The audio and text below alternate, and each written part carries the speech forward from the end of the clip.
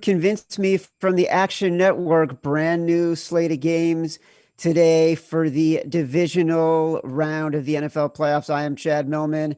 I will be joined by Katie Rich Creek on the Action Network news desk today. No Darren Ravel. He's got playoff hockey, kids playoff hockey. You can't miss it. Everything we're talking about, all the news, all the data, all the stats, all the research available in the free Action Network app. And a reminder, we are going live post-game tonight after the Bucks and the Saints. We will have Sean Corner, Matthew Friedman, Chris Raybon, me, Stuckey, and Simon Hunter. All of the superstars from our Action Network podcast and the Favorites podcast.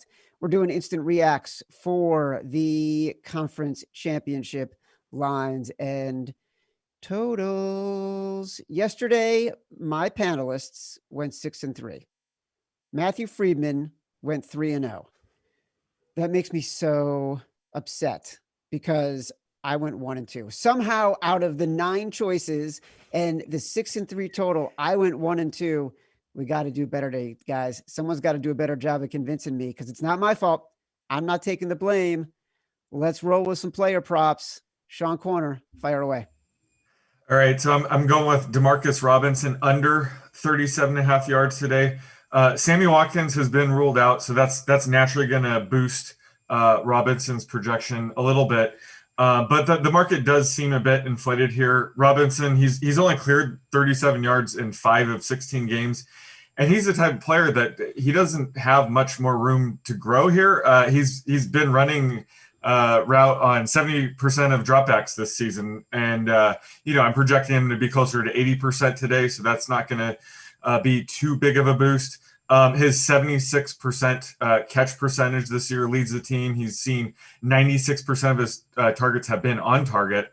So he doesn't have much more room to go up. So the market's been inflated. I think Mecole Hardman and Byron Pringle are the guys that are going to see the biggest boost. The Browns defense isn't one that's going to force you to use your secondary weapons. I expect the Chiefs to go through Tyreek Hill and Travis Kelce today. So give me the under on Demarcus Robinson, 37.5 receiving yards. That is very interesting that you're going with a guy. You lay out all these stats about how he's sort of at peak performance and then recognize that the ceiling really isn't too far from where he is at right now, even though one of the primary receivers is going to be out. I like that idea. Matthew Friedman, what can you tell me? Mr. Millman, or should I use your first name, Chade? Oh, man, yesterday was such a great day. 3-0 in the face of a full Chad Millman fade, and that's given me a lot of confidence for today. So much confidence that I personally, going against the projections Sean, the odds maker, has created for Nick Chubb. I'm going over 14.5 yards receiving for the Chubbster. Terrible. A big part of this matchup is because of their scheme. The Chiefs are good at limiting yards to wide receivers. They defend the perimeter and downfield, which means that targets tend to be funneled short and toward the middle. So running backs have inflated receiving numbers against the Chiefs.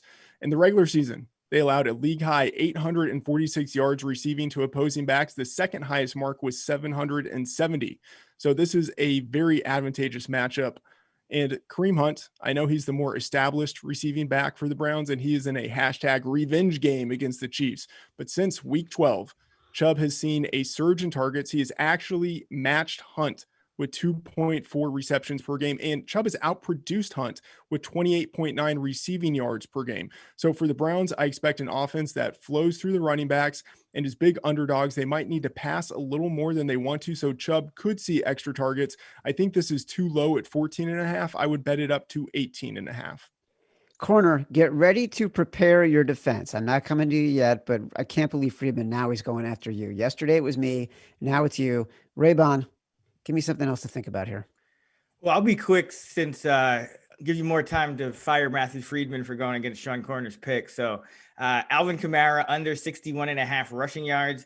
You may have seen the news that Latavius Murray is out and think this is a big boost to Kamara's rushing prop. But in reality, he's playing the Bucs. And what do we know about the Bucs? They are one of the best run defenses we've ever seen. This year, they allowed just 3.35 running back yards per carry, 3.6 adjusted line yards, both first in the league.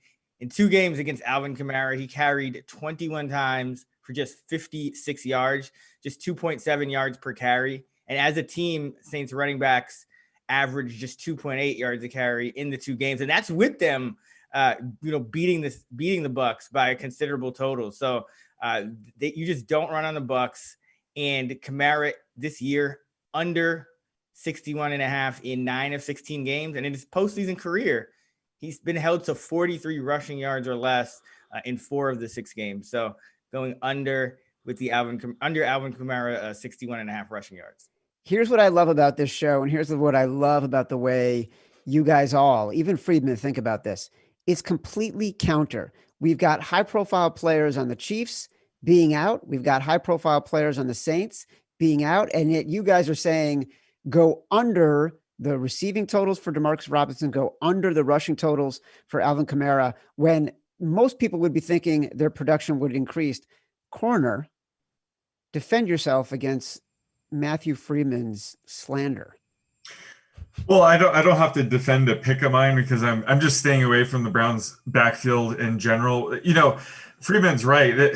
People think of Kareem Hunt as the pass catching back, but Nick Chubb, consistently outruns him in terms of routes run. And he has been seeing an increase in targets, but still, even if Chubb does, get 2 receptions here, he could still go this under. So I think the median's a bit lower. But yeah, I think I'd rather just be on the Kareem Hunt under here as a way to kind of back Chubb. But I'm not going to go against Freeman here. Let's just put it that way. You're supposed to go against Freeman. It's a television show. You're supposed to find some hate. After yesterday, it's going to be hard to fade him, right? He's 3-0. He's riding that ego right now. So yeah, I'm not going to give in. I'm not going to give in. No. So right now, Sean's trying to go against now and undo, because he knows that the prop against David Njoku with the reception total versus Friedman picks, like he knows that's still in play. So now he's just going hard the other way. This is well, we don't. Right, Njoku might not even play at this point. Njoku might get a catch, so I'm not too worried about that now. This is, I'm being honest. I've made my decision. I'm going with Alvin Kamara under 61.5 rushing yards. I agree with everything Raybon said. And not only that, like, this Bucs defense to me is fierce. And I don't think there's anything about Drew Brees that scares the Bucs. I don't think there's anything about what he can do downfield that can scare the Bucs, even at the second level. So I expect them to be stacking the box a lot. I expect them to be thinking Alvin Kamara might be the only offensive weapon that really scares them, because anyone else has to get the ball from Drew Brees. So give me the Alvin Kamara under 61.5 rushing yards. Reminder, for our usual contest, every single week, you can win some money. Go to reply at Action Network HQ with the total number of receiving yards you think DeMarcus Robinson will have today against the Browns. You can win some actual money. It is time for News on the 8s from our sponsor, 888sport. Guess what, folks? Darren Ravel is not at the news desk today. So let me find my glasses. Let me find my notes. And I'm going to tell you right now where the sides are, where the money's coming in, what's happening at the sports books right now. A lot of bets coming in on the Browns. They're coming in on the Browns. No surprise there. At 888sport, our sponsor, 888sport. Only 28% of the money coming in, 28% of the bets coming in on the Chiefs, 38% at BetMGM, 47% at PointsBet. The biggest total bets coming in on the Chiefs, 50% at DraftKings. This spread, by the way, it opened at 10. It's moved down to 9.5. All of the action has been coming in on the Browns all week long. They seem to be the public darling underdog. Can we see it go to 8.5? We're going to talk about that in our sides. Also, if you bet $300 a week during the playoffs, you will get a credit of $30 for the big Super Bowl promo at 888sport. Bet $500, a credit of $50 for the big Super Bowl promo, 888sport.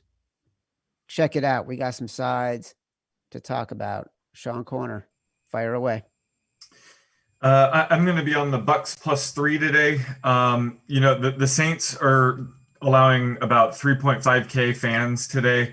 That likely won't be enough to warrant the typical 3 to 3.5 point home field advantage you'd expect at the Superdome. Raybon already mentioned the piece we have up on Action Network that home field advantage has been pretty negligible this season. So I have the Saints projected at -1 here.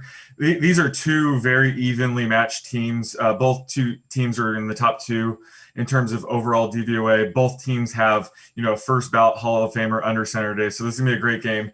The Bucs have lost to the Saints twice this year. The first time by 11, the second, as we all know, on prime time by 35. The other three losses were just a combined 7 points, and all three other losses were against playoff teams. So this Buccaneers team is really, really good. The first time they played the Saints was opening day. That was, Brady playing for the first time on a new team. Probably didn't have the same level of chemistry he does now. This Bucs offense is, firing all cylinders right now. They've scored 30+ points in 4 games in a row. And then the second time they played that primetime blowout, they were without Ali Marpet, who really is the glue that holds this offensive line together. He's healthy now, so I think they shouldn't have any issues up front there. The Saints could be without Taysom Hill and Latavius Murray today. They're unexpected to play, so I think that's why the line is dropping at 2.5 in some places.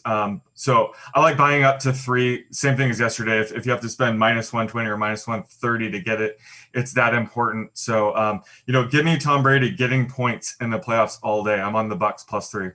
Yeah, well, this is really interesting, right? Because the handle has all been coming in on the Saints. I'm looking at PointsBet. It's 57%, thanks to 67% for Darren Ravel reporting this, 59% BetMGM, 52% DraftKings, 47% at 888. So could be some smarter players betting on the Bucs at 888 with 53% of the handle coming in there. But also what's interesting is the Bucs have been like the Ravens were yesterday, and we talked about this on the show. Like Friedman decided to back the Bills in the show, even though he was on the Ravens initially, because everybody was coming, all the wise guys were coming in on the Ravens. The Bucs are definitely a wise guy play this week. Friedman, what do you say? Chad, time is a flat circle. Yesterday, Corner and Ravon were on the same side, and there I was, just a man on an island trying to survive. It's the same thing today. Sure, it's easy to pick Tom Brady, the GOAT, to cover 3 points indoors against a divisional opponent. Chad, I'm offering a bolder choice. Browns. At this point, +9.5 in Kansas City. I bet it at +10, liked it much more there, but I think you can bet those all the way down to 8. The Browns are a subpar 7-10 against the spread this year, but they have been their best as plucky upstart underdogs on the road, especially going 3-2 against the spread as road dogs. That's the spot they are in this week. And honestly, it's a good spot historically. Everyone, i.e. the public, wants to bet on the number 1 seed in the divisional round. That team is usually better, so that team is almost always favored at home and coming off the bye. And that means the spread tends to be inflated, which creates value for the other team. And we see that historically in the numbers. Divisional round dogs facing the number 1 seed are a beautiful 22-11-1 against the spread. And I get that the Chiefs are coming off the bye and Andy Reid never loses off the bye, but that's baked into the line. And even though so many of their games have never been in doubt, the Chiefs have allowed a lot of lesser teams to hang around and cover this year. And I think that's what we see here. The Browns have all of their players back from their COVID-19 issues. Right tackle Jack Conklin seems likely to play. They are as healthy as possible right now. And the Chiefs, their best offensive line, Mitchell Schwartz, is out. Sammy Watkins is out, which is a bigger deal than people think because it means Tyreek Hill has to play more snaps on the outside where he's going to match up more with number 1 cornerback Denzel Ward. And even if he's able to play, running back Clyde Edwards-Helaire is going to be far from 100%.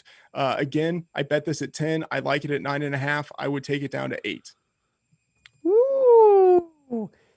Coming in hot. Raybon, what do you think? I like both of the picks. I'm going with the Bucs because I love how they match up despite the 2 losses. I love how they match up with the Saints. And you never like how any team matches up with the Chiefs as much. So even though I do like the Browns as well, Bucs +3, I would buy up the 0.5 point if it's at 2.5 at your book. And here's why. You have Alvin Kamara, already mentioned him, just 2.7 yards per carry against the Bucs this season. Michael Thomas, 8.5 yards per catch against the Bucs this season.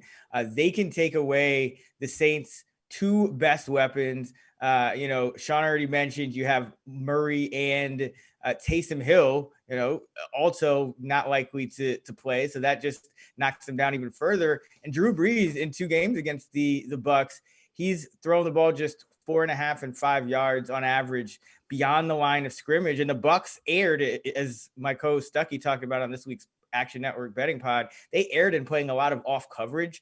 And I think, it's a matter of adjustments with the Bucs this time around. And by the way, Drew Brees in the Superdome in the postseason, even with the cover against the Bears last week, just 3-7 against the spread in his career. Bucs win this game, backing him +3 against New Orleans.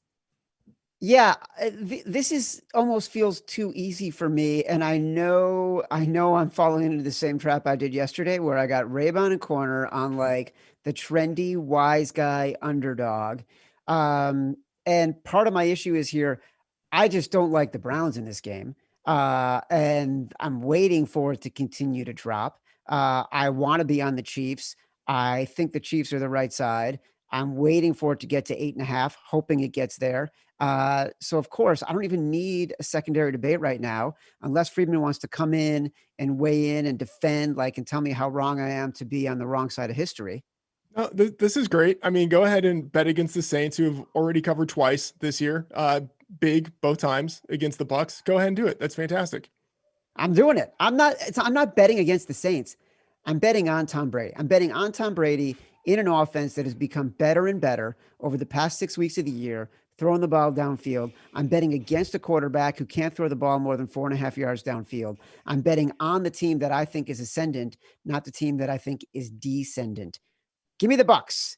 I'm gonna be like Raybon and corner. I'm gonna buy it up to 3, but I do like the Bucs in this spot. Katie Rich Creek flying solo on the Action Network news desk. What do you got?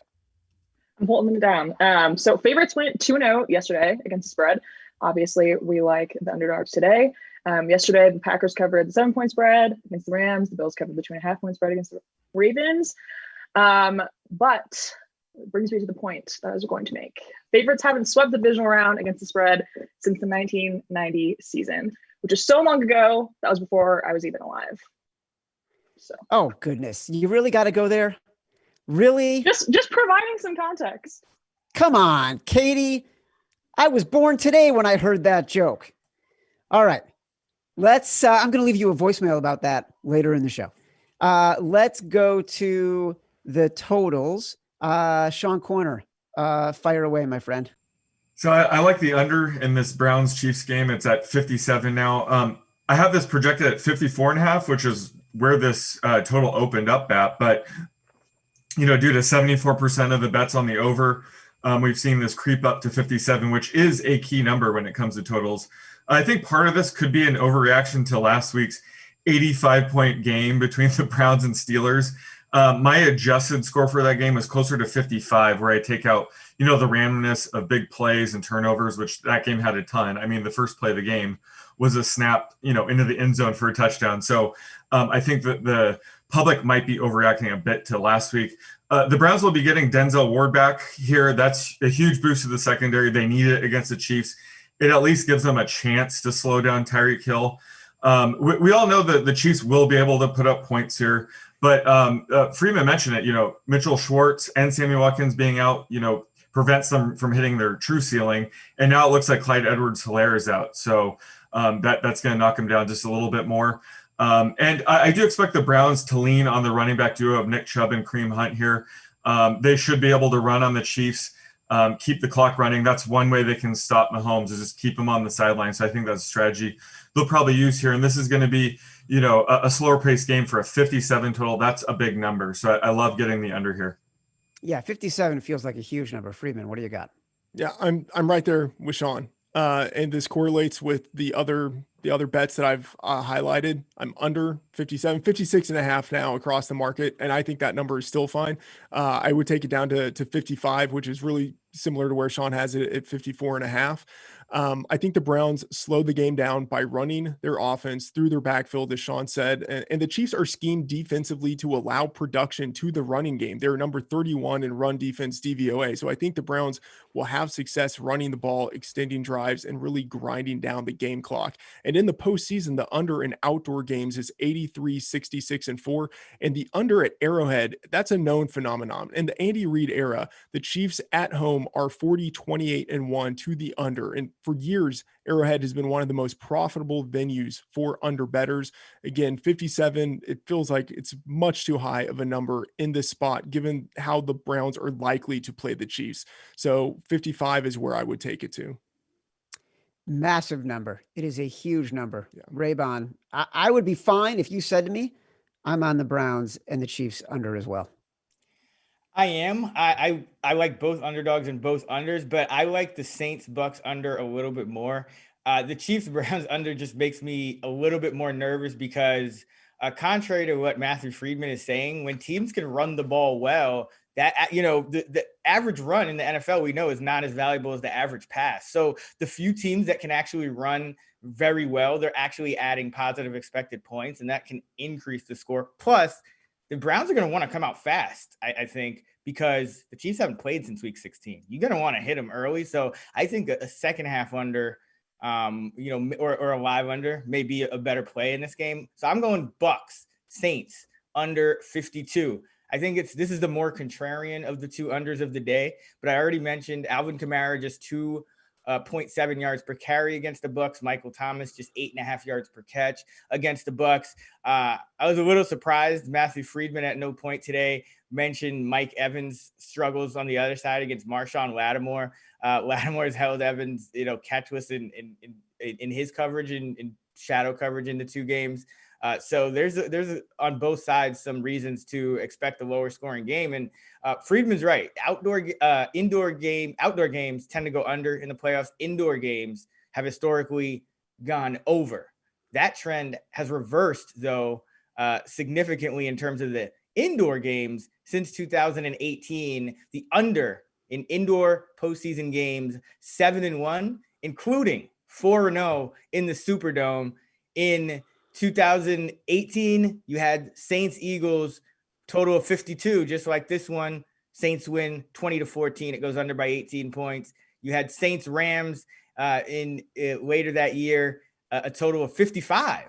It goes up from the week before, 26-23 Rams. That goes under by 6 points. And then Saints-Vikings, even with the big finish, that total was 50. It goes under by 4 points. And then last week, we had Saints-Bears total of 48, 21-9 Saints win. That one goes under by 18 points. So 0-4 are the overs at the Superdome. 4-0 are the unders over the past four in this Michael Thomas, Alvin Kamara era. Give me the under 52 in Saints-Bucks. God, this is so interesting. This is why I love this show, because I love the Chiefs Browns under 57. I think it's way overinflated, and I think everything at Arrowhead is overinflated. And Friedman, you smartly mentioned it. I had not thought about the Bucks and the Saints total very much. It's certainly not in a way that I would like it more than the Browns and the Chiefs. And this part of the show is all about like eliminating the biases and making me see if I can think differently about the games that we're talking about today, or just add one more thing to my portfolio. I am so convinced by what Raybon just said. Freeman or Corner, do either of you think Raybon is off his rocker? Well, one, I'll just say as a point of order, Raybon far exceeded the shot clock in his bit right there. I mean, he went way by the way, over listen to the you. allotted Listen time. to you. You write 3 pages in every single outline. Like, I literally texted my wife to tell her to get the dog to stop barking in the middle of your segment. I had that much time. Matthew Friedman is like Jersey Shore. It's scripted. His picks are scripted. Yeah, just like great football coaches script out the first 15, 20, 25 plays of a game, right? That's the way it goes. Sean, you need to take this because there's no way Chad is going to want to hear me defend. Well, yeah, I mean, I honestly, I agree with Raybon too. Taysom Hill and Latavius Murray are both backups, but they do play key change of pace roles in this offense. I have no doubt Sean Payton will have a great game plan here, but those are two aspects where you guys have mentioned it. Drew Brees, he's pretty limited at this stage in his career. So if the Saints offense is, this predictable and they lose their change of pace options, it's going to lower the scoring environment of the game. So, I do like the under here as well. Chad, I'll just say, not even with your money would I want to bet the over in an indoor game in the playoffs. I mean, I know Raybon gave his point about how, like, recently those games have gone under, but I cannot imagine betting the under on an indoor game in the postseason right now, especially with these two offenses and how quickly they can put up points. So let's bet the under on the Chiefs and the Browns, like the best offense and the worst defense in the playoffs. They're going to take it slow. All right. You know what? I'm going with Raybon. I'm going with the Bucks. I'm going with the Saints. I am shocked that I'm saying this. I don't know why, but like there were a couple things in there. I mean, the truth is I'm already on the under in the Browns and the Chiefs, and I do like it a lot. But for purposes of this, Raybon just did a better job of convincing me, guys. That's all I can say. So give me the Bucks and give me the Saints. I'm writing it right down right now. Under 52. Katie Rich Creek, save us, please. Obviously, we like the unders today, and for good reason. Our pro report on our website and app, which tracks 5 different signals: stripe action, big money, our pro systems, our model projections, and our expert picks, which includes these 3 guys, is all lit up for both of these unders. The Chiefs Browns under has triggered all 5 of those signals, and the Bucks Saints has triggered 4 of them. All right. Now we are at the 888 Sport News Desk. I am playing the part of Darren Ravel today. 888 Sport brings you this information. I'm giving you the splits on the totals from the betting perspective. Oh my gosh. Everybody loves the over in the Chiefs Browns, except for our panelists here today, including myself. 73% of the money are the bets at BetMGM, 71% at PointsBet, 69% at DraftKings, 61% at 888 Sport, our very gracious sponsor. They are all on the over. On the over, Saints Bucks. Again, we're contrarian, folks. 83% BetMGM. Looks like 80% at DraftKings, 61% at PointsBet, 55% at 888 Sport. Man, a lot of contrarian coming our way on this panel today. We like the unders. We're going way against the public. Reminder, 888's road to the Super Bowl. Bet at least $300 every week in January. Collect $30 in free bets for the Super Bowl. Bet $500 every week in January. Collect $50 in free bets for the Super Bowl. Folks, don't forget, we're coming back later tonight. Instant reaction to the conference championship games. Me, Chris Raybon, Sean Corner, Matthew Friedman, Stuckey, Simon Hunter. I almost call you Matthew Friedman because he's been owning you. It's a good combination. If you could put Raybon and I together, that would be the super genius. That would be a Frankenstein of fear for me. And we'll be back at Action Network HQ tonight after the Bucks Saints game to preview again, instant react for the conference championship lines and totals, money lines, whatever's available. See you later, folks.